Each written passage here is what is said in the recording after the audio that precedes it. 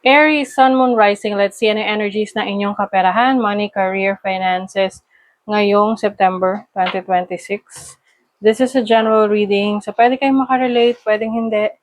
Just take what resonates. Another reminder, I will not message you or follow you para mag-offer ng services. So, mag-ingat kayo sa mga fake accounts and scammers. Kung gusto nyo ng private reading, just go to my website, mysticqueenph.com, or you can book directly sa aking calendar. Link on the description or comment section. Okay, let's see what's the energy for your money, career, finances para sa mga Aries. The truth. The truth will set you free. So, maaring meron kang clarity, no, sa trabaho, career path na gusto mo. 9 is also about culmination and ending. So, pwedeng merong transformation.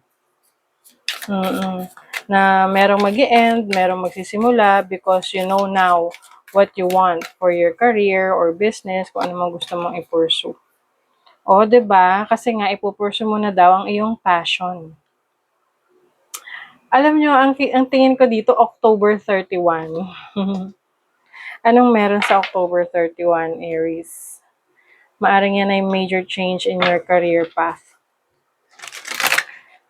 You will align yourself sa iyong mga talento, skill set, whatever you are passionate about. And you are very much protected dito sa mga endeavors mo, sa trabaho, sa career, whatever that is. So, pagpatuloy mo lang kung ano man itong magbibigay sa iyo ng excitement para ma-achieve mo yung mga goals mo. Overall energy, the Three of Wands.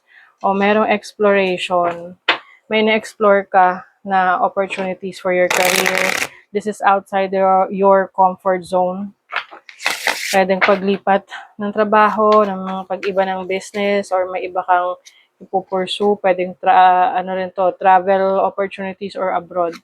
Your challenge is the Star. So, kailangan dyan, mas magkaroon ka ng motivation.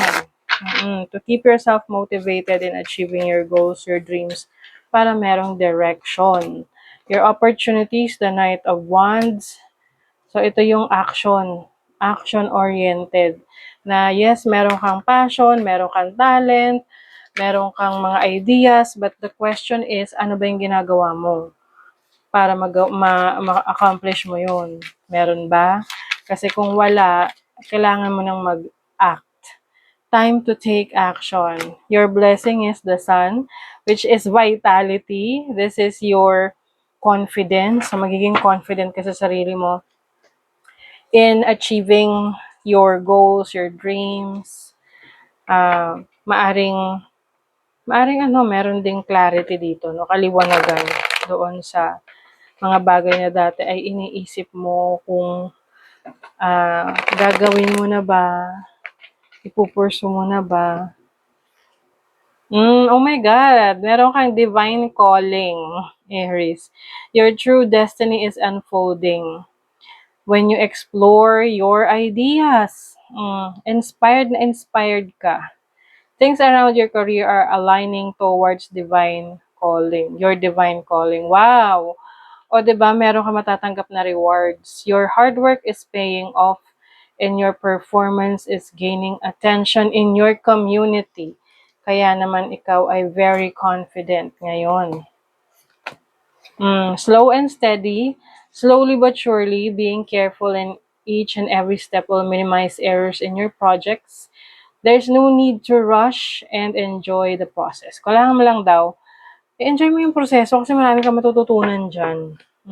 For sure. Slow and steady wins the race, 'di ba? Ano pa? Workplace relationships. So, isa rin to sa importante sa career mo kung you are working with other people na meron kang maayos na relationship sa mga katrabaho mo.